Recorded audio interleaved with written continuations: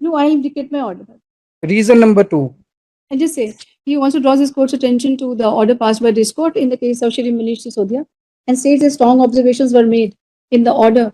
शायद वो बेल का order था, bail order passed by this court, and he was almost pronounced guilty. He also draws his court's attention. This case was the order of this court was overturned by the Honorable Supreme Court. He now apprehends and states that he has apprehension that since this court has already made up its mind and has already committed itself to preconceived something just keep Predetermined. so therefore he will not get justice from this court. Now we move to other next one. Para 8 of that order, अब मेरे recusal application में page 124 पे है para 8. Para number 24. Page number 124 of our recusal application, para 8. Yes. Can I read, ma'am? Please.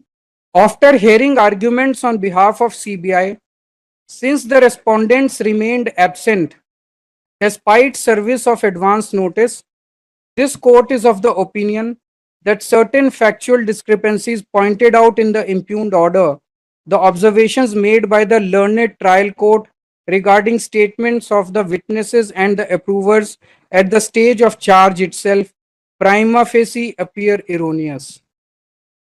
Ma'am CBI का पूरा case केवल approver statements के ऊपर है, उनके पास और कुछ नहीं है. अप्रूवर स्टेटमेंट्स को सपोर्ट करने के लिए उनके पास सबूत नहीं है, अप्रूवर स्टेटमेंट्स के अलावा कोई और सबूत नहीं है. आपने अगर अप्रूवर स्टेटमेंट्स के ऊपर एक बहुत बड़ा क्वेश्चन मार्क खड़ा कर दिया तो 9 अप्रैल की हियरिंग के अंदर by questioning the approver statements practically you have rejected the entire trial court order. तो just बस जहाँ हमने पहले लिखा था ना 9 मार्च का ऑर्डर थोड़ा सा हमने लिखा एक्स पार्टी लिखवाया था ना हमने, then you please write. He states he draws his court's attention particularly to para number 8 of the order dated 9th of March passed by this court and states that this court has वो दो लाइनें coat कर देना please, ये वाले observation prima facie वाली approver वाली. by giving these findings this court has almost at the threshold in the absence of all the accused persons without hearing them, without going to the record, given a finding already that the trial court order was wrong. He also states that primarily the case of the prosecution is based only on the statements of the approvers, and in case this court has already given a finding as mentioned in para number 8 of so and so, this gives rise to apprehension in his mind that he will not get justice from this. तो ma'am 5-10 minute की hearing में जो trial court का order 3 महीने की सुनवाई के बाद आया था, उस 5-10 मिनट की जहां मैम एक बहुत इंपॉर्टेंट इशू रेज होता है.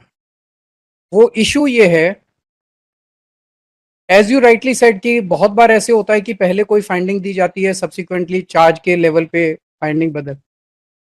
आपकी जो फाइंडिंग थी मैम इस ऑनेबल कोर्ट की अप्रूवर्स के बारे में, जब मेरा केस आपके सामने आया था अरेस्ट का, आपने उस वक्त जो बोला था, मैंने अभी बोला, एक बार मैं रिपीट कर देता हूं उसको. आपने बोला था page 102 para 102 page 235, the court is further of the opinion that merely because the approver has chosen to reveal some new facts at a later stage only after initially concealing them, including the role of Shri Kejriwal, the same cannot be a ground to disregard their statements. उस वक्त आपने बोला था कि approver के statements admissible हैं. यहाँ पे 5 मिनट की सुनवाई में आपने कहा कि अप्रूवर के ऊपर जो ट्रायल कोर्ट का जजमेंट है वो एरोनियस है. This gives a very serious doubt that the previous statements and observations are weighing very heavily on the mind of this honorable court. Right. And on the basis of that, that was the most concerning thing for me. Understood. कि भाई जो पहले वाली observations थी, बिना सुनवाई किए, बिना दूसरी पार्टी को सुने, बिना हमें, मैंने लिख लिया. It shows that court still strongly sticks to its earlier findings. उस वक्त मैम 9 अप्रैल को आपके सामने केवल सीबीआई का 9 मार्च को आपके सामने मैम केवल सीबीआई की लिखवा दिया ना. मैम एक मिनट आ रहा हूँ. सीबीआई की केवल आपके सामने एक पिटीशन थी और ट्रायल कोर्ट का ऑर्डर था. मैंने सुन लिया, मैंने लिखवा दिया. उसके अलावा और कुछ नहीं था. ये लिखवा दिया मैंने. ट्रायल कोर्ट का रिकॉर्ड भी नहीं था. मैंने लिखवा दिया. ये नहीं आया मैम. ट्रायल कोर्ट का रिकॉर्ड भी नहीं था. This court इस ऑर्डर की जरूरत क्या थी? This was not even at that stage, not even summoned by this court, and therefore it gives rise to a strong apprehension in his mind that without even the trial court record, this court reached a prima facie conclusion that some observations made regarding the approval were erroneous. What was the urgency for this?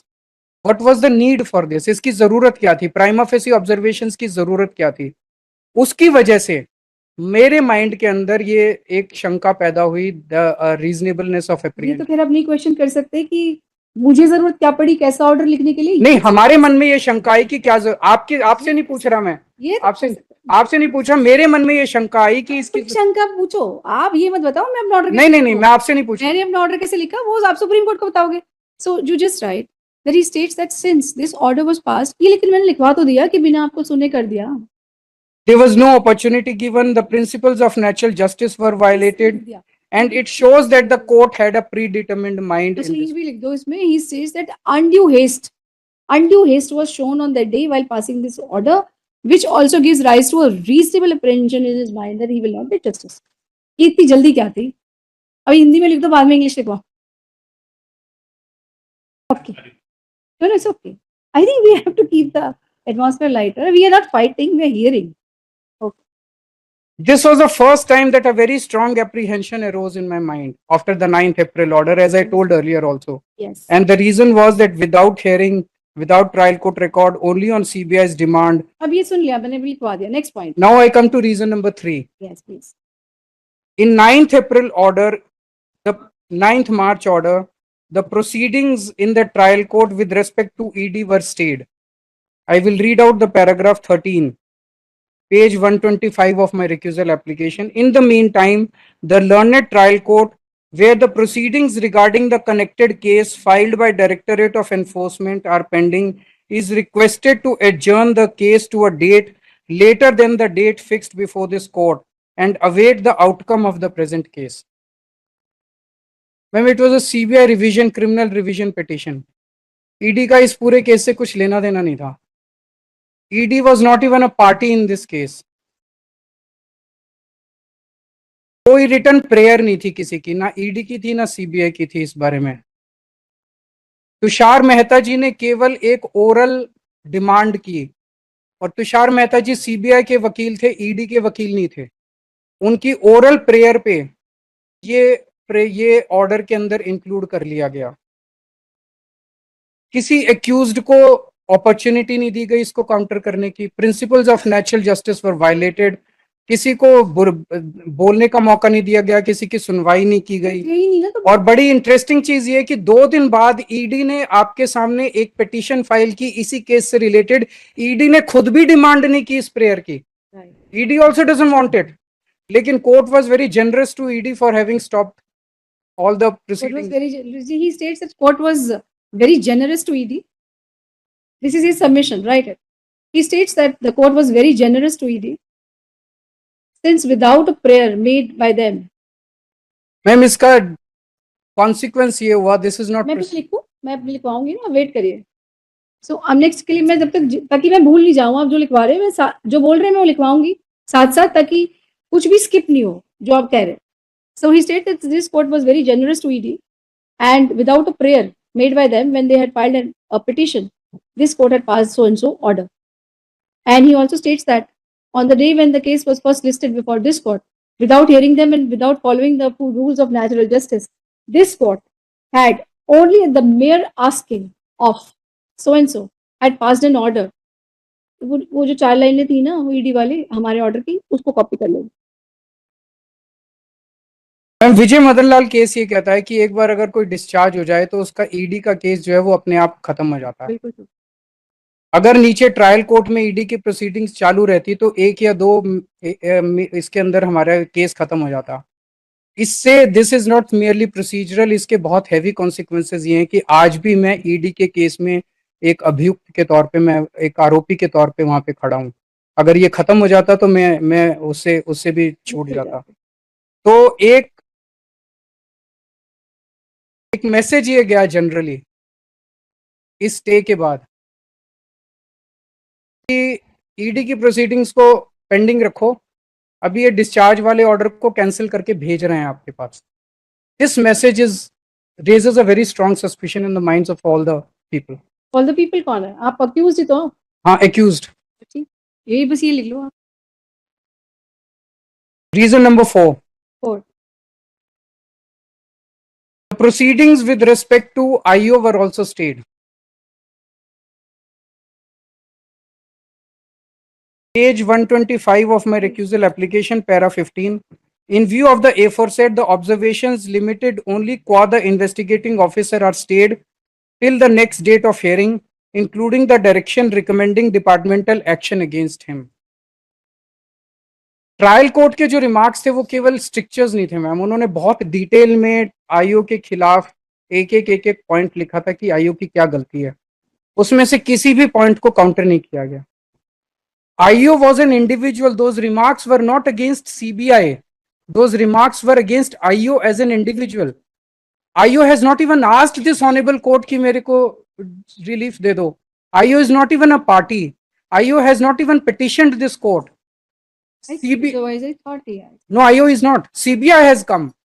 CBI के कहने पे IO की proceedings रोक देना ये एक बहुत गहरी शंका पैदा करता है. आईओ तो मांग ही नहीं रहा, आईओ तो कह ही नहीं रहा कि मेरी प्रोसीडिंग्स रोक दो. Grave suspicion arose in the mind of Shri Kejriwal when this court had stayed the observations and the disciplinary proceedings directed to be initiated against the IO, while the IO was not before the with the said petition at the mere asking of CBI.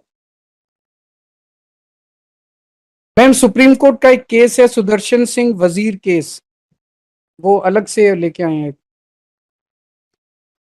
Para 14 of this judgement वो ये कहता है कि no discharge order shall ordinarily be state.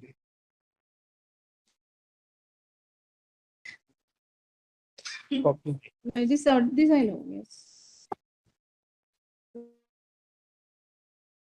It is on, Supreme Court says it is only in rare and exceptional cases where the order of discharge is ex facie perverse that the revisional court can take the extreme step of staying that order. However, such an order should be passed only after giving an opportunity of being heard to